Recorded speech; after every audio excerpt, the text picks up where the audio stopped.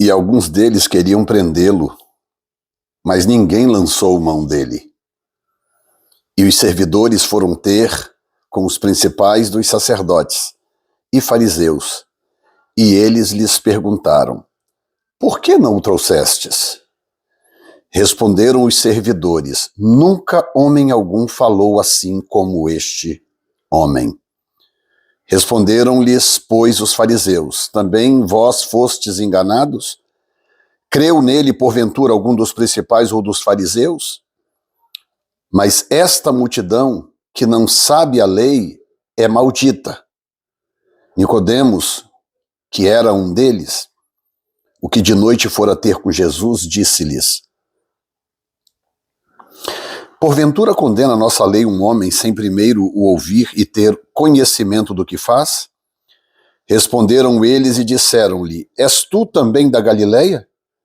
Examina e verás que da Galileia nenhum profeta surgiu, e cada um foi para a sua casa. No vídeo de hoje, que é a sequência do 42, vídeo 43, esse daqui, nós temos um momento em que Jesus incomoda de tal forma o povo da época, os religiosos da época, que a única forma de lidar com aquele tipo de incômodo era eliminando o problema. Jesus tornou-se um problema para eles.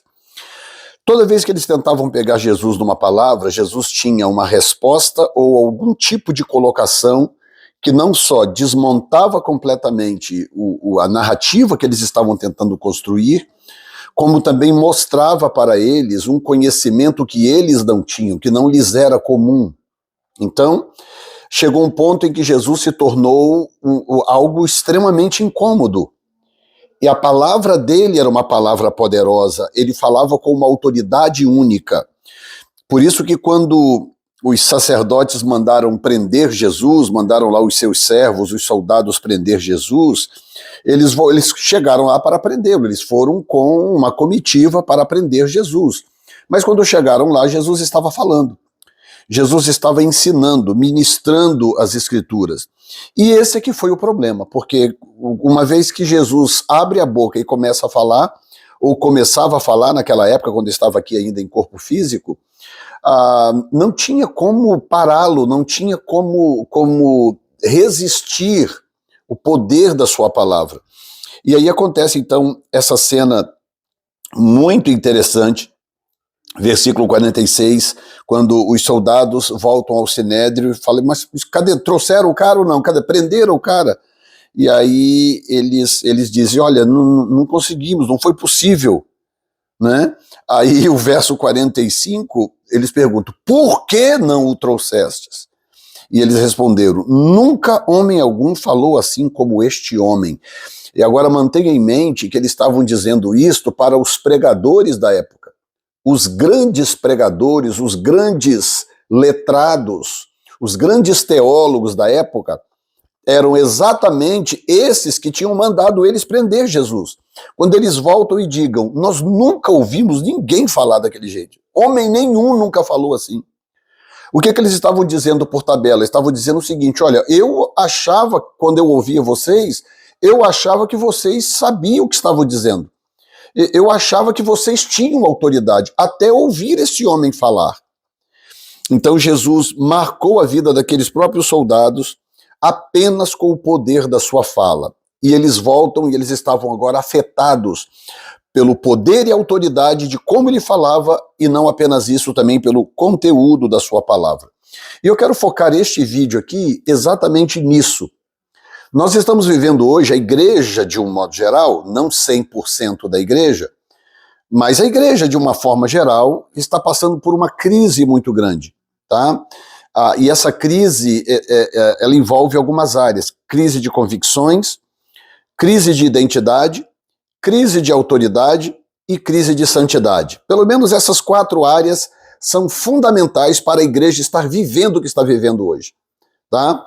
A voz da igreja não é, de uma forma abrangente, uma voz de autoridade.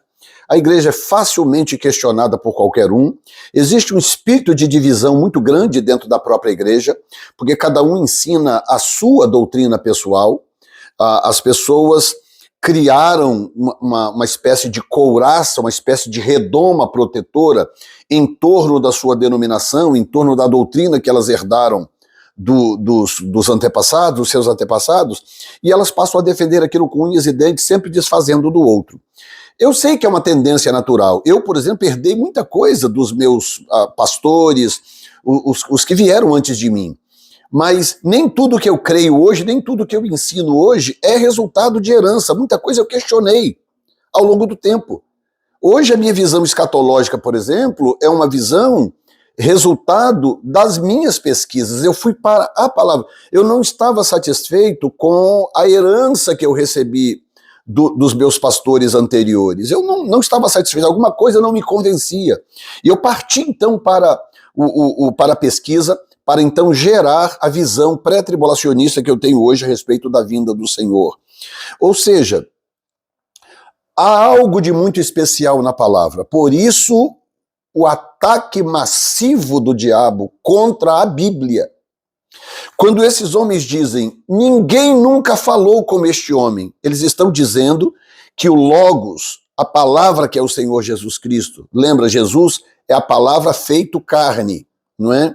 Essas pessoas estão dizendo, olha, essa palavra é poderosa, nós não precisamos de outra palavra, esse homem é único, ninguém nunca falou como ele. Se ninguém nunca falou como ele, é porque a sua palavra é como nenhuma outra. Então, quando eu pego aqui as escrituras aqui, que hoje, né, normalmente são eletrônicos, né? Quando eu pego as escrituras e abro, estou lendo o Logos vivo, agora em letras, escrito em letras, e eu posso ler e me identificar com o Logos vivo que habita em mim, eu estou me alimentando de uma palavra que é única. A autoridade desta palavra é uma autoridade única. E aqueles homens perceberam isto. E os sacerdotes ficaram irados, não aceitaram e tal. E aí eu me dei conta de uma coisa. Por que toda vez que os escribas e fariseus encontravam com Jesus, eles ficavam interpelando Jesus? Na verdade, eu desconfio que eles tinham medo de sentar quietos e ouvir Jesus falar. Porque se eles sentassem quietos e ouvissem Jesus falar, provavelmente eles sairiam de lá tão desmantelados que eles não teriam mais o que dizer. Então eles preferiam manter um confronto, um espírito de confronto, tentando pegar Jesus em alguma coisa falsa, alguma mentira para comprometê-lo. Mas não tinha jeito, a sua palavra era poderosa demais. E essa palavra que saía dos lábios do Senhor Jesus, palavra poderosa, que fazia dele uma pessoa única, essa palavra hoje está nas nossas mãos, está aqui, é a Bíblia Sagrada que nós usamos para ministrar ao povo de Deus. Então, não compre esta balela que circula por aí. Pessoas que querem dizer que a Bíblia precisa de reforma, que o texto bíblico precisa ser revisto, precisa ser reformados, são hereges que se desviaram da verdade, que perderam a relação com o Cristo vivo, perderam a relação com o Logos encarnado, ressuscitado e agora glorificado, e uma vez que não tem mais contato com ele, a palavra dele já não faz efeito mais em seus corações, e essas pessoas cederam à pressão social para adaptar as escrituras ao que a sociedade hoje quer. Mas nós não podemos esquecer que o apóstolo Paulo nos advertiu seriamente que nos últimos dias viriam tempos tribulosos, onde os homens seriam amantes de si mesmos. E eles estariam simplesmente, capítulo 3, versículo 2 de 2 Timóteo, não é?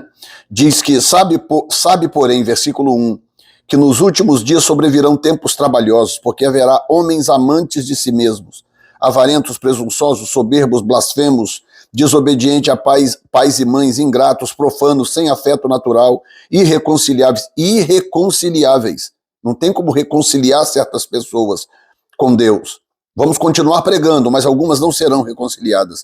Caluniadores, incontinentes, cruéis, sem amor para com os bons, traidores, obstinados, orgulhosos, mais amigos dos deleitos do que amigos de Deus, tendo aparência de piedade, mas negando a eficácia dela. Destes, afasta-te. E eu incluo nisso aqui esses falsos pastores que estão por aí chamando ou convocando uma reforma da Bíblia Sagrada como se ela não fosse o suficiente para esta geração. Jesus é o único que tem palavras de vida eterna. Sendo ele o verbo encarnado, morto, ressuscitado e glorificado, ele é o único que tem autoridade como sendo o verbo vivo hoje para nos ajudar a manter a integridade das Escrituras Sagradas. Nós não podemos abrir mão disso. Que o Senhor nos ajude, tenha misericórdia de nós para permanecermos fiéis no seu propósito. Em nome de Jesus. Um abraço, até o próximo vídeo.